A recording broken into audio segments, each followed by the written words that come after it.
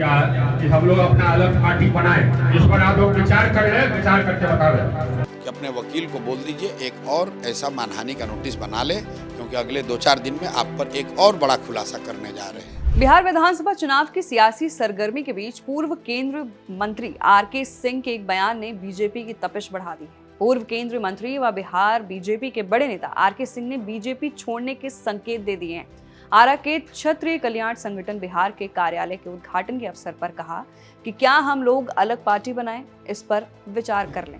सुनिए। क्या कि हम लोग अपना अलग पार्टी बनाए, इस पर आप लोग विचार कर ले, विचार करके बतावे। आरा में मंगलवार की शाम का माहौल कुछ और ही था। बाबू बाजार स्थित क्षत्रिय कल्याण संगठन बिहार के कार्यालय का उद्घाटन केवल एक रस्मी कार्यक्रम नहीं रहा, बल्कि ये बिहार की राजनीति में नई गूंज बन गया। मंच पर खड़े पूर्व केंद्रीय मंत्री आरके सिंह अपने पुराने तेवर में दिखे। उनकी आवाज में वही कठोरता थी, वही आत्मविश्वास और वही तलखी जिसने उन्हें एक ईमानदार और सख्त अफसर से लेकर कड़े राजनेता तक की पहचान दी है। उन्होंने साफ कहा कि क्षत्रियों को सम्मान देने वाली पार्टी को ही हम वोट देंगे। अगर किसी ने पैर तले रौंदने की कोशिश की तो हम उछल कर वार करेंगे। ये चेतावनी केवल भीड़ के लिए नहीं, बल्कि सीधे सीधे उनकी ही पार्टी बीजेपी के केंद्रीय और राज्य नेतृत्व के लिए थी। आरके सिंह ने मंच से अपने पुराने दिनों को याद दिलाया। एसडीओ, कलेक्टर, कमिश्नर और बिहार के गृह सचिव के रूप में उनकी पहचान कैसी थी। उन्होंने ये भी कहा कि जैसे मैं था वहां भ्रष्टाचार करने की किसी की हिम्मत नहीं होती थी। हमारे रहते विभाग साफ सुथरा रहते थे। लेकिन इस बार उनकी तलखी भ्रष्टाचार तक सीमित नहीं रही।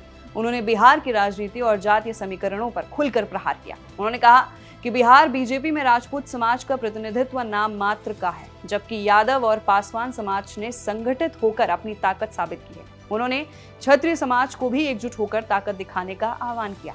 उनके शब्द तलवार की धार जैसे थे। आज आप बिखरे हुए हैं, इसलिए आपका कोई मोल नहीं है। जिस दिन क्षत्रिय समाज संगठित हो जाएगा, उस दिन सबको एहसास होगा कि हमारी ताकत क्या है। जिस पार्टी में सम्मान मिलेगा, उसी को हमारा वोट मिलेगा।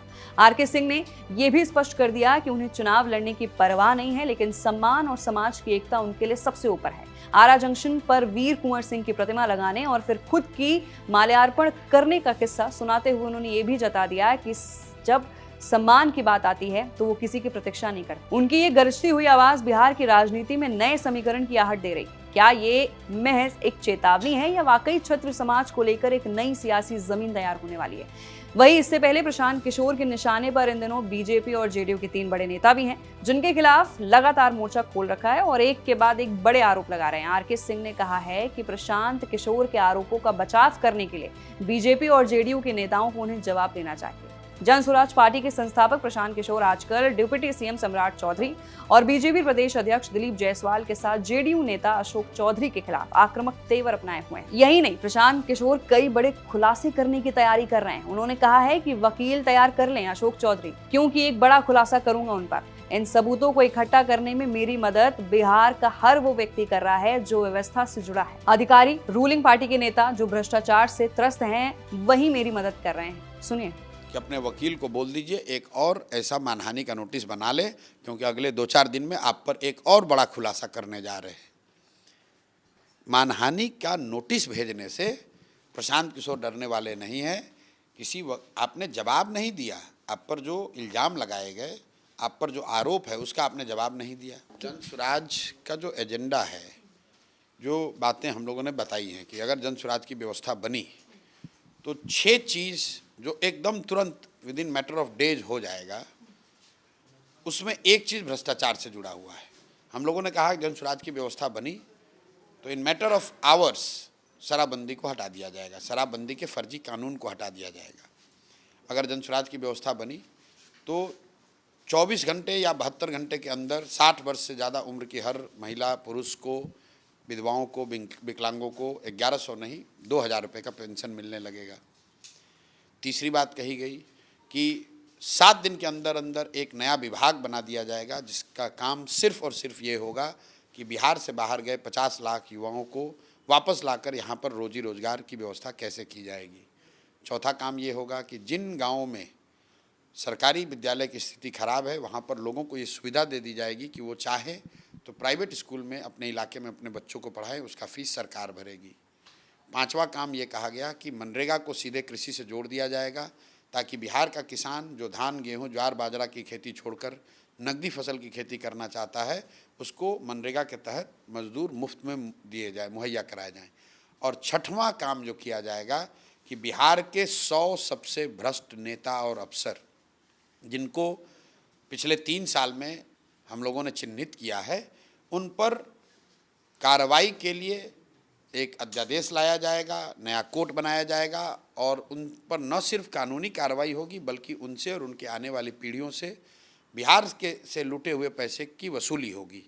अब इसी क्रम में जो छठवीं बात है होनी है, उसी क्रम में जो 4-5 सबसे बड़े लोग चेहरे हैं उनके बारे में जनता को बताया जा रहा है कि भाई देख लो कि भ्रष्टाचार का स्केल कितना बड़ा है। जिस बिहार में गरीब व्यक्ति 400 रुपया के पेंशन पर अपना जीवन बिता रहा है, वहाँ पर बिहार सरकार का मंत्री सैकड़ों करोड़ रुपए की प्रॉपर्टी खरीद रहा है। जहाँ पर बिहार के बच्चे 10-12 हज़ार रुपये के लिए अपना घर परिवार छोड़कर अपना हड्डी गला रहे हैं, वहाँ पर यहाँ के नेता और मंत्री करोड़ों में लूटपाट कर रहे हैं और इतना पैसा लूट रहे हैं कि जानकारी के मुताबिक इन लोगों ने अमेरिका में, इंग्लैंड में, ऑस्ट्रेलिया में घर और प्रॉपर्टी खरीदी है। तो बात जनता को बताई जा रही है। जैसे शराबबंदी पर बात करते हैं, जैसे बिहार की शिक्षा व्यवस्था पर बात करते हैं, वैसे ये भ्रष्टाचार पर बात कर रहे हैं। तो ये जो आप प्रेस कॉन्फ्रेंसेज आए दिन कर रहे हैं, इतने मोटे मोटे कागज़ लेकर आप आते हैं, सबूत के साथ आते हैं, कौन मदद कर रहा है आपकी? बिहार में हर वो व्यक्ति जो व्यवस्था से जुड़ा हुआ है और इस व्यवस्था से नाखुश है, वो यहाँ के बड़े अधिकारी हो सकते हैं, यहाँ के नेता हो सकते हैं, बड़े पत्रकार हो सकते हैं, आरटीआई एक्टिविस्ट हो सकते हैं, सामाजिक राजनीतिक कार्यकर्ता हो सकते हैं और जो रूलिंग पार्टी हैं, जिन दलों के नेताओं की आप बात कर रहे हैं, उन दलों में जो बड़े नेता हैं वही लोग सारी जानकारी दे रहे हैं। क्योंकि मैं कोई इन्वेस्टिगेटिंग एजेंसी तो चलाता नहीं हूँ, हम तो रोज़ अपना काम कर रहे हैं। तो जानकारी आ कहाँ से रही है? जानकारी बिहार के उन लोगों से आ रही है जो लोग इन लोगों को एक्सपोज होते देखना चाहते हैं। वहीं पीके ने बीजेपी नेता मंगल पांडे को भी सियासी कटघरे में खड़ा करते हुए देखा गया था। पीके के द्वारा लगाए गए आरोपों पर बीजेपी नेता आरके सिंह ने कहा, मेरा तो साफ मानना है कि जिन लोगों पर आरोप लगाया गया है उनको सामने आकर उसका उत्तर देना चाहिए। साथ ही आरके सिंह ने यह भी कहा कि अगर उनके इस कदम को बगावत समझकर बीजेपी कोई एक्शन लेती है तो उन्हें इसकी चिंता नहीं है।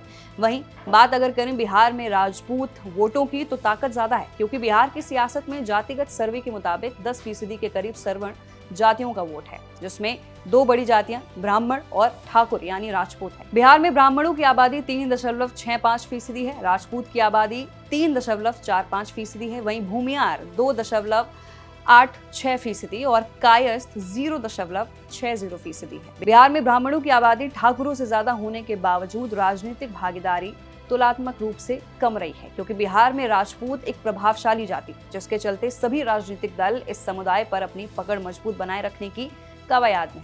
राज्य के करीब 30 से 35 विधानसभा सीटों और 7 से 8 लोकसभा सीटों पर राजपूत वोटर निर्णायक भूमिका निभाते रहे। 2020 में 28 राजपूत विधायक बने थे, तो 2024 में 6 राजपूत सांसद बने। बिहार की राजनीति में राजपूत पॉलिटिक्स हमेशा से ही अपर कास्ट में सबसे मजबूत रही है। सबसे ज्यादा विधायक और सांसद इसी जाति के होते रहे हैं, वर्तमान में भी हैं।